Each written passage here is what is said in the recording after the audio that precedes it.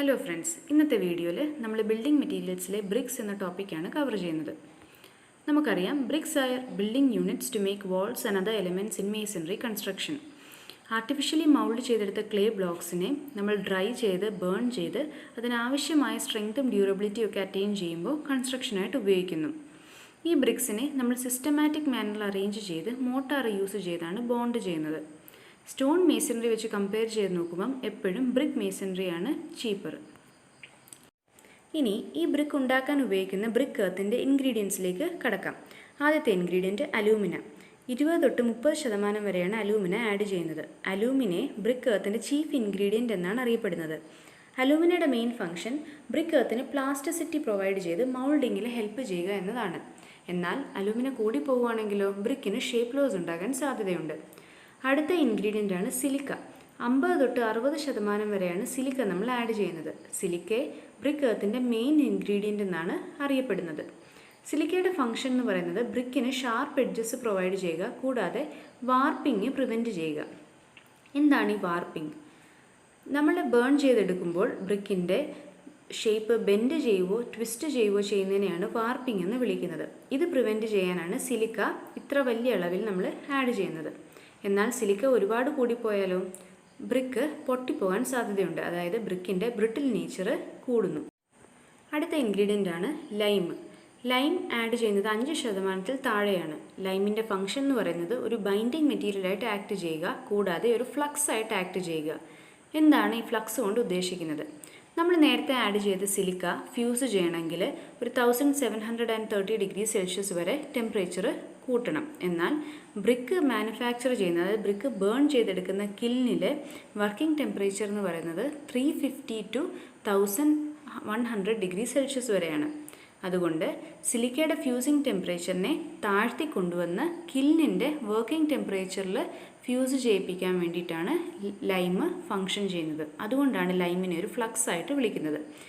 ഈ ലൈം കൂടി പോവുകയാണെങ്കിൽ ബ്രിക്ക് മെൽറ്റ് ചെയ്തു പോകാൻ സാധ്യതയുണ്ട്. അടുത്ത ഇൻഗ്രീഡിയൻറ്റ് ഓക്സൈഡ്സ് ഓഫ് അയൺ.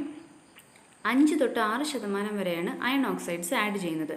ഇതിൻ്റെ ഫംഗ്ഷൻ എന്ന് പറയുന്നത് ബ്രിക്കിന് ഒരു ബ്രൈറ്റ് റെഡ് കളർ പ്രൊവൈഡ് ചെയ്യുക, ഹാർഡ്നെസ് പ്രൊവൈഡ് ചെയ്യുക, കൂടാതെ ഷ്രിങ്കേജ് പ്രിവെൻറ്റ് ചെയ്യുക.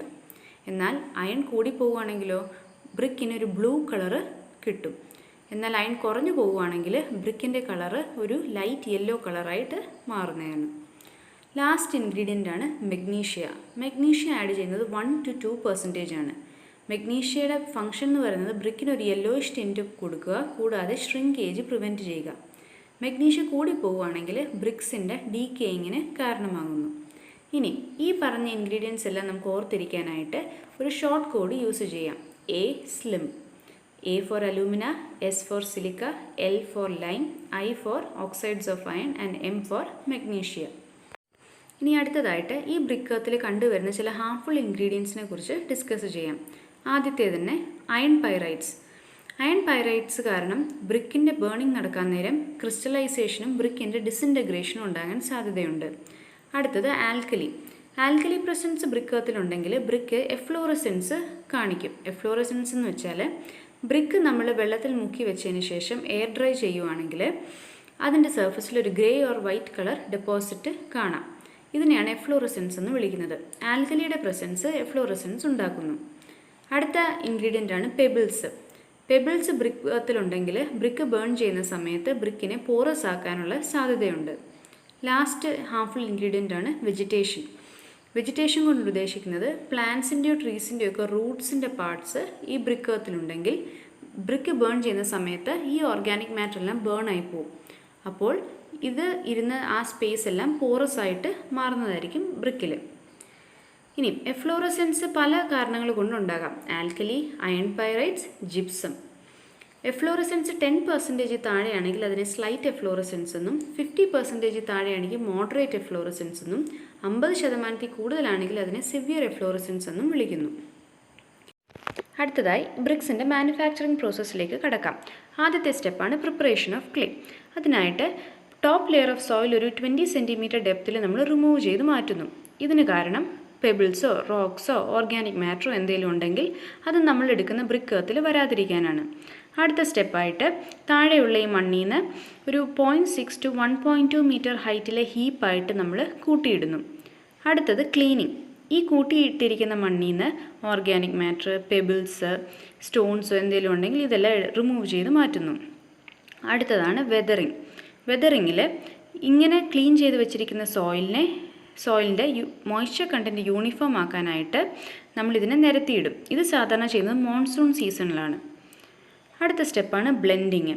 ബ്ലെൻഡിങ് എന്ന സ്റ്റെപ്പിൽ ഈ ബ്രിക്ക് എർത്തിൽ ആവശ്യമായ ഇൻഗ്രീഡിയൻസ് എല്ലാം ആഡ് ചെയ്ത് ഈ മിക്സിനെ ഒരു ഹാർമോണിയസ് ആയിട്ട് മിക്സ് ചെയ്തെടുക്കും. ഇതിനെയാണ് ബ്ലെൻഡിങ് എന്ന് പറയുന്നത്. ലാസ്റ്റ് സ്റ്റെപ്പാണ് ടെമ്പറിങ്. ടെമ്പറിങ്ങിലാണ് നമ്മൾ ബ്രിക്കിന് ആവശ്യമായ വാട്ടർ ആഡ് ചെയ്ത് കൊടുക്കുന്നത്. നമ്മൾ നേരത്തെ ബ്ലെൻഡ് ചെയ്ത് വെച്ചിരിക്കുന്ന ബ്രിക്ക് എർത്തിൽ വാട്ടർ കൂടെ ആഡ് ചെയ്യാം. അതിനെയാണ് ടെമ്പറിങ് എന്ന് പറയുന്നത്. ടെമ്പറിങ് 2 രീതിയിൽ ചെയ്യാം: നീഡിങ്, പഗ്ഗിങ്. കാറ്റലിനെ യൂസ് ചെയ്ത് ബ്രിക്ക് എർത്തിനെ ചവിട്ടി കുഴയ്ക്കുകയാണ് നീഡിങ് എന്ന പ്രോസസ്സ് ചെയ്യുന്നത്. ഇത് സാധാരണ സ്മോൾ സ്കെയിൽ പ്രൊഡക്ഷനായിട്ടാണ് ഉപയോഗിക്കുന്നത്. എന്നാൽ ലാർജ് സ്കെയിൽ പ്രൊഡക്ഷന് ഒരു പഗ് മില്ല് യൂസ് ചെയ്തിട്ടാണ് ഈ ബ്രിക്ക് എർത്തിനെ വാട്ടറുമായിട്ട് മിക്സ് ചെയ്തെടുക്കുന്നത്. പഗ് മില്ലിൻ്റെ ഫിഗർ നമുക്ക് ഇതിൽ കാണാം. അടുത്ത സ്റ്റെപ്പാണ് മൗൾഡിങ്. നമ്മൾ നേരത്തെ പ്രിപ്പയർ ചെയ്ത് വെച്ചിരിക്കുന്ന ക്ലേയെ മൗൾഡുകളിൽ പ്ലേസ് ചെയ്ത് നമുക്ക് ആവശ്യാനുസരണമുള്ള ഷേപ്പിൽ ബ്രിക്കിനെ ഷേപ്പ് ചെയ്തെടുക്കുന്നതിനെയാണ് മൗൾഡിങ് എന്ന് പറയുന്നത്. മൗൾഡിങ് തന്നെ 2 രീതിയിൽ ചെയ്യാം: ഹാൻഡ് മൗൾഡിങ്ങും മെഷീൻ മൗൾഡിങ്ങും. സാധാരണ ആക്ച്വൽ സൈസ് ഓഫ് ബ്രിക്കിനെക്കാട്ടിലും 8 to 12% കൂടുതലായിരിക്കും മൗൾഡ് സൈസ് ഉപയോഗിക്കുന്നത്. 2 ടൈപ്പ് ഹാൻഡ് മൗൾഡിംഗ് ഉണ്ട്: ഗ്രൗണ്ട് മൗൾഡിങ്ങും ടേബിൾ മൗൾഡിങ്ങും. ഗ്രൗണ്ടിൽ വെച്ച് മൗൾഡ് ചെയ്തെടുക്കുന്നതിനെ ഗ്രൗണ്ട് മൗൾഡഡ് എന്നും ടേബിൾ പോലത്തെ ഒരു പ്ലെയിൻ സർഫസിൽ വെച്ച് മൗൾഡ് ചെയ്തെടുക്കുന്നതിനെ ടേബിൾ മൗൾഡഡ് എന്നും വിളിക്കുന്നു.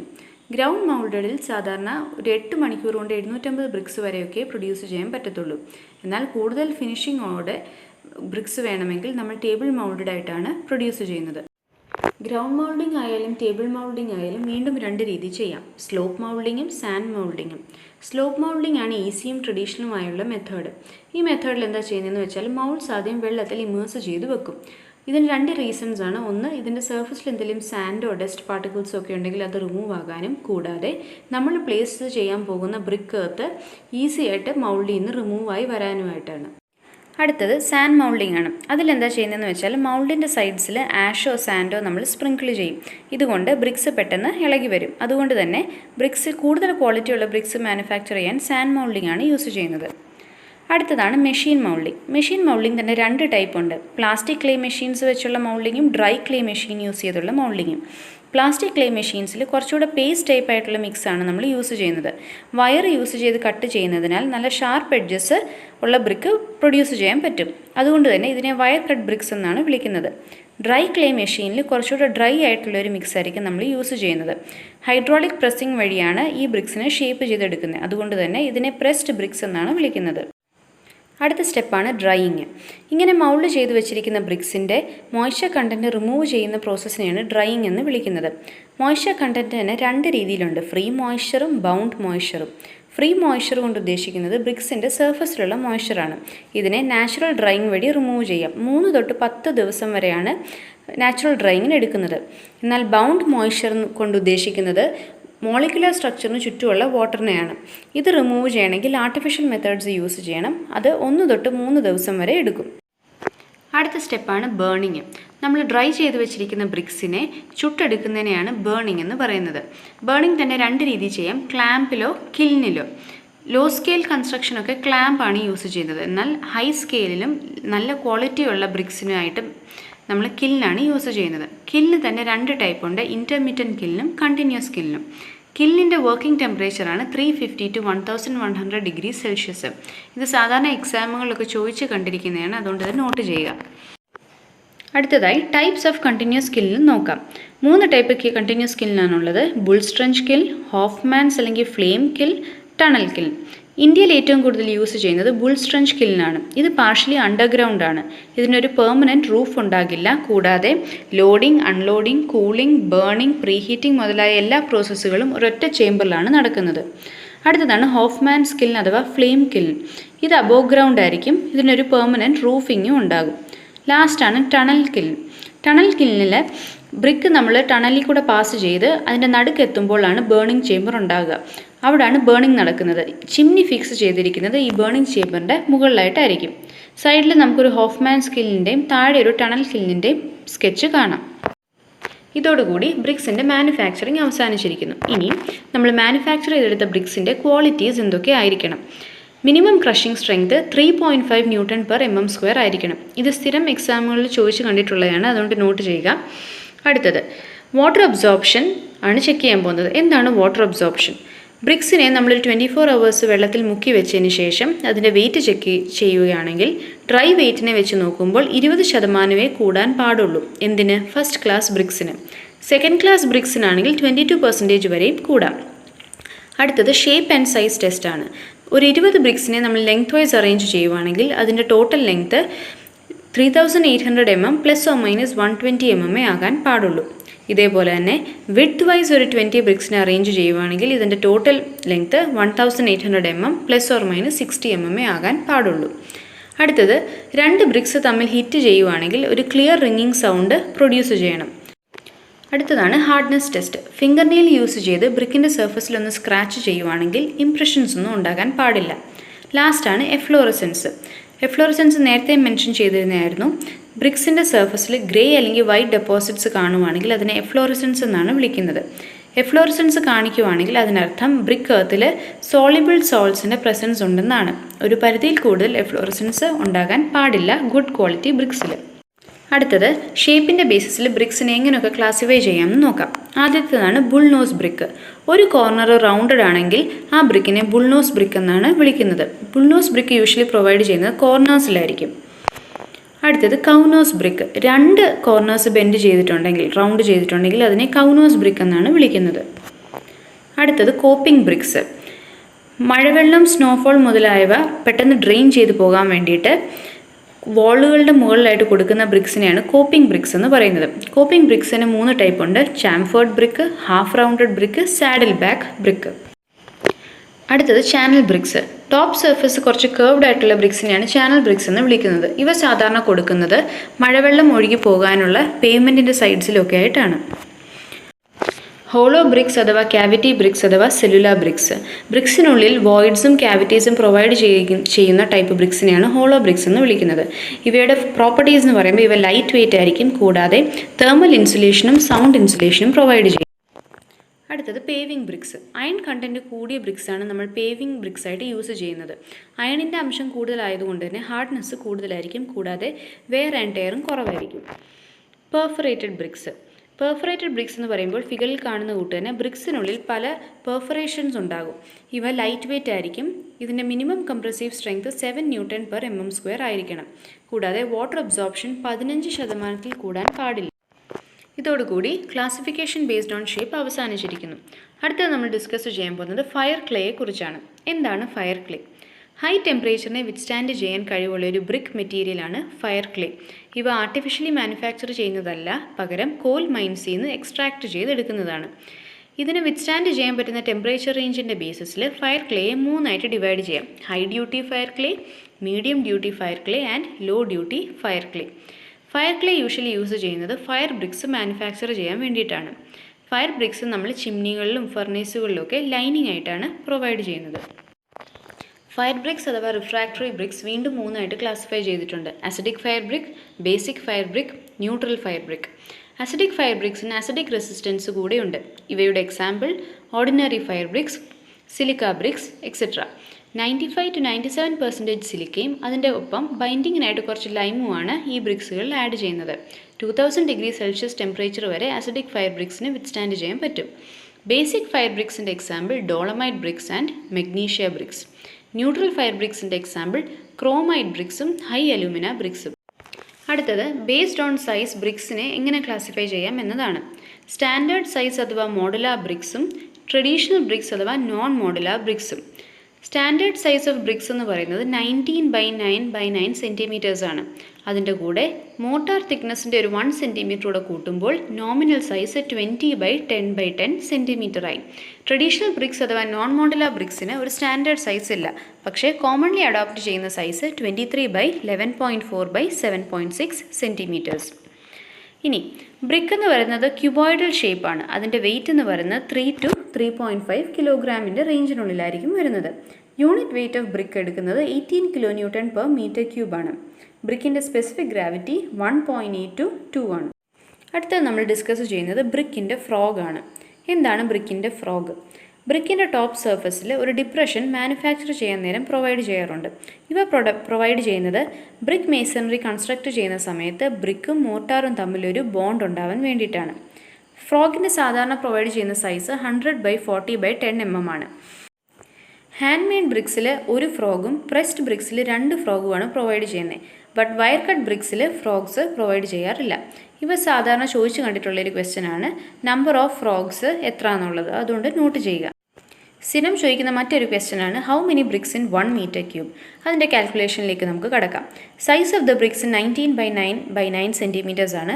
അതിൻ്റെ കൂടെ മോട്ടാർ തിക്നെസ്സോടെ കൂട്ടുമ്പോൾ നോമിനൽ സൈസ് 20/10/10 cm ആയി. അപ്പോൾ വോള്യൂം ഓഫ് 1 ബ്രിക്കോ length into breadth into height നമുക്ക് 2000 cm³ എന്ന് കിട്ടും. വോള്യൂം ഓഫ് 1 meter cube എത്ര ആയിരിക്കും? 1 meter × 1 meter/1 meter, അതായത് സെൻറ്റിമീറ്ററിലേക്ക് കൺവേർട്ട് ചെയ്യുമ്പോൾ 1 × 10⁶ cm³. ഇനി ഇതിൽ എത്ര ബ്രിക്സ് വേണമെന്ന് അറിയാനായിട്ട് volume of 1 meter cube divided by volume of 1 brick, അങ്ങനെ നമുക്ക് 500 നമ്പേഴ്സ് എന്ന് കിട്ടും. അടുത്തത് classification of brick as per IS code. IS code ബ്രിക്കിനെ ക്ലാസിഫൈ ചെയ്യുന്നത് 2 ആയിട്ടാണ്: sun dried or kachcha bricks and burned അല്ലെങ്കിൽ പക്ക ബ്രിക്സ്. എന്താണ് സൺ ഡ്രൈഡ് ബ്രിക്ക്? നമ്മൾ മൗൾഡ് ചെയ്തെടുത്ത ബ്രിക്കിനെ വെയിലത്ത് വെച്ച് ഉണക്കുന്നതിനെയാണ് സൺ ഡ്രൈഡ് ബ്രിക്ക് എന്ന് പറയുന്നത്. ഇവ സാധാരണ യൂസ് ചെയ്യുന്നത് ടെമ്പററി അഥവാ ചീപ്പ് കൺസ്ട്രക്ഷൻസിന് വേണ്ടിയിട്ടായിരിക്കും. അടുത്തത് ബേൺഡ് അല്ലെങ്കിൽ പക്ക ബ്രിക്സ്. കില്ലിൽ വെച്ച് ബേൺ ചെയ്തെടുക്കുന്ന ബ്രിക്സിനെയാണ് പക്ക ബ്രിക്സ് അഥവാ ബേൺഡ് ബ്രിക്സ് എന്ന് വിളിക്കുന്നത്. ഇവ സാധാരണ യൂസ് ചെയ്യുന്നത് പെർമനൻറ്റ് സ്ട്രക്ചേഴ്സിൻ്റെ കൺസ്ട്രക്ഷന് വേണ്ടിയിട്ടായിരിക്കും. ബേൺഡ് ബ്രിക്സിനെ വീണ്ടും 4 ആയിട്ട് ക്ലാസിഫൈ ചെയ്തിട്ടുണ്ട്: first class brick, second class brick, third class brick and fourth class brick or over burned or jhama bricks. ഈ നെയിം നോട്ട് ചെയ്യുക, സ്ഥിരം ചോദിക്കുന്നതാണ്. ഇനി ഫസ്റ്റ് ക്ലാസ് ബ്രിക്കിനെ ക്ലാസ് A ബ്രിക്ക് എന്ന് വിളിക്കാം, സെക്കൻഡ് ക്ലാസ് ബ്രിക്കിനെ ക്ലാസ് B ബ്രിക്ക് എന്ന് വിളിക്കാം, തേർഡ് ക്ലാസ് ബ്രിക്കിനെ ക്ലാസ് C ബ്രിക്കും, ഫോർത്ത് ക്ലാസ് ബ്രിക്കിനെ ക്ലാസ് D ബ്രിക്സ് എന്നും വിളിക്കാം. ഇനി ഫസ്റ്റ് ക്ലാസ് ബ്രിക്സിനെ കുറിച്ച് നമുക്കൊന്ന് ഡിസ്കസ് ചെയ്യാം. First class bricks are table moulded and burned in kilns. ഇത് തറോലി ബേൺ ചെയ്ത ഒരു ഡീപ്പ് റെഡ് കളറുള്ള ബ്രിക്സ് ആയിരിക്കും. ഇതിൻ്റെ സർഫസ് സ്മൂത്ത്, പാരലൽ, റെക്ടാങ്കുലർ, കൂടാതെ എഡ്ജസ് എല്ലാം നല്ല ഷാർപ്പ് ആൻഡ് സ്ട്രെയിറ്റും ആയിരിക്കും. ഇവയ്ക്ക് പ്ലാസ്റ്ററിങ്ങിൻ്റെ ആവശ്യം വരാറില്ല. കൂടാതെ ബ്രിക്സിൻ്റെ മുകളിൽ ഫിംഗർ നെയിൽ വെച്ച് സ്ക്രാച്ച് ചെയ്യുമ്പോൾ ഇംപ്രഷൻസ് ഒന്നും ഉണ്ടാകത്തില്ല. 2 ബ്രിക്സ് തമ്മിൽ ഒരുമിച്ച് സ്ട്രൈക്ക് ചെയ്യുമ്പോൾ ഒരു ഷാർപ്പ് മെറ്റാലിക് റിങ്ങിങ് സൗണ്ട് പ്രൊഡ്യൂസ് ചെയ്യും. ഇനി എവിടെയാണ് ഇവ യൂസ് ചെയ്യുന്നത്? എക്സ്പോസ്ഡ് ഫേസ് വർക്കിലാണ് യൂസ് ചെയ്യുന്നത്. അതായത് പ്ലാസ്റ്ററിങ് ആവശ്യമില്ലാത്ത എക്സ്പോസ്ഡ് ആയിട്ടുള്ള ഫേസ് വർക്ക് കൺസ്ട്രക്ഷനാണ് യൂസ് ചെയ്യുന്നത്. കൂടാതെ ഫ്ലോറിങ്ങിലും റീഇൻഫോഴ്സ്ഡ് ബ്രിക്ക് വർക്കിലും യൂസ് ചെയ്യും. അടുത്തത് second class brick. First class brick കൂട്ട് തന്നെ സെക്കൻഡ് ക്ലാസ് ബ്രിക്കും സിമിലർ ആണ്. ആകെ വ്യത്യാസം വരുന്നത് ഇവ ഗ്രൗണ്ട് മൗൾഡഡ് ആണെന്നുള്ളതാണ്. കൂടാതെ ബേൺഡ് ഇൻ കിൽൻസ് ആണ്. പക്ഷേ ഇവയുടെ സർഫസിൽ സ്മോൾ ക്രാക്കും ഡിസ്റ്റോർഷൻസും ഉണ്ടാകാം. പ്ലാസ്റ്ററിങ് ആവശ്യമാണ്. ഇവ എവിടെയാണ് യൂസ് ചെയ്യുന്നത്? എല്ലാ ഇമ്പോർട്ടൻറ്റും അൺഇമ്പോർട്ടൻറ്റുമായ ഹിഡൻ മേസണറി വർക്ക്സിലാണ് ഇവ യൂസ് ചെയ്യുന്നത്. ഹിഡൻ എന്ന് പറയാൻ കാരണം പ്ലാസ്റ്ററിങ് ആവശ്യമായതുകൊണ്ട് പ്ലാസ്റ്ററിങ്ങിൻ്റെ പുറകിലായിരിക്കും ഇവ യൂസ് ചെയ്യുന്നത്. അടുത്തത് third class brick. Third class brick എന്ന് പറയുമ്പോൾ ലിറ്റിൽ അണ്ടർബേൺഡ് ആയിട്ടുള്ള ബ്രിക്സ് ആയിരിക്കും. അതുകൊണ്ട് തന്നെ ഇവ സോഫ്റ്റും ആയിരിക്കും. ഇതിനൊരു റെഡിഷ് യെല്ലോ കളറായിരിക്കും ഉള്ളത്. 2 തേർഡ് ക്ലാസ് ബ്രിക്ക് തമ്മിൽ സ്ട്രൈക്ക് ചെയ്യുമ്പോൾ ഒരു ഡൾ സൗണ്ട് ആയിരിക്കും പ്രൊഡ്യൂസ് ചെയ്യുന്നത്. ഇവ യൂസ് ചെയ്യുന്നത് അൺഇമ്പോർട്ടൻറ്റും ടെമ്പററി ആയിട്ടുള്ള സ്ട്രക്ചേഴ്സിലായിരിക്കും. കൂടാതെ ഹെവി റെയിൻഫോൾ ഉള്ള പ്ലേസുകളിൽ ഇവ യൂസ് ചെയ്ത് കൺസ്ട്രക്ഷൻസ് നടത്താൻ പാടില്ല. ഫോർത്ത് ക്ലാസ് ബ്രിക്ക് അഥവാ ഓവർബേൺഡ് ഓർ ജാമ ബ്രിക്സ്. ഇവ ഓവർബേൺഡ് ബ്രിക്സ് ആയതിനാൽ ഇതിൻ്റെ സൈസും ഷേപ്പും ഡിസ്റ്റോർട്ടഡ് ആവാൻ സാധ്യതയുണ്ട്. ഇവ ബ്രിട്ടിലായിരിക്കും. ഇവ യൂസ് ചെയ്യുന്നത് ഫൗണ്ടേഷൻ്റെ കൺസ്ട്രക്ഷനും ഫ്ലോറിങ്ങിനും റോഡ് മെറ്റലിനുമായിട്ടായിരിക്കും. കാരണം ഇവ ഓവർബേൺഡ് ആയതുകൊണ്ട് ഇവരുടെ കോമ്പാക്ട് സ്ട്രക്ചർ കാരണം ചിലപ്പോഴൊക്കെ ഫസ്റ്റ് ക്ലാസ് ബ്രിക്സിനെക്കാട്ടിലും സ്ട്രെങ്ത് കാണും. ഇനി വാട്ടർ അബ്സോർപ്ഷൻ്റെ സ്ട്രെങ്ത്തിൻ്റെയും ബേസിസിൽ നമുക്ക് ഈ ഫസ്റ്റ് ക്ലാസ്സിനെയും സെക്കൻഡ് ക്ലാസ്സിനെയും തേർഡ് ക്ലാസ് ബ്രിക്കിനെയും ഒന്ന് കമ്പയർ ചെയ്ത് നോക്കാം. ഫസ്റ്റ് ക്ലാസ് ബ്രിക്കിൻ്റെ വാട്ടർ അബ്സോർപ്ഷൻ 20% കൂടാൻ പാടില്ല. സെക്കൻഡ് ക്ലാസ് ബ്രിക്കിൻ്റെ വാട്ടർ അബ്സോർപ്ഷൻ 22% കൂടാൻ പാടില്ല. തേർഡ് ക്ലാസ് ബ്രിക്കിൻ്റെയോ 25% കൂടാൻ പാടില്ല. ഇനി കംപ്രസീവ് സ്ട്രെങ്ത് പറയുകയാണെങ്കിൽ ഫസ്റ്റ് ക്ലാസ് ബ്രിക്കിന് ഒരു മിനിമം 10.5 Nm/mm² കംപ്രസീവ് സ്ട്രെങ്ത് എങ്കിലും വേണം. സെക്കൻഡ് ക്ലാസ് ബ്രിക്കിനോ 7 Nm/mm². തേർഡ് ക്ലാസ് ബ്രിക്കിന് 3.5 Nm/mm² എങ്കിലും വേണം. ഇതോടുകൂടി ബ്രിക്ക് എന്ന ടോപ്പിക്ക് അവസാനിച്ചിരിക്കുന്നു. Thank you.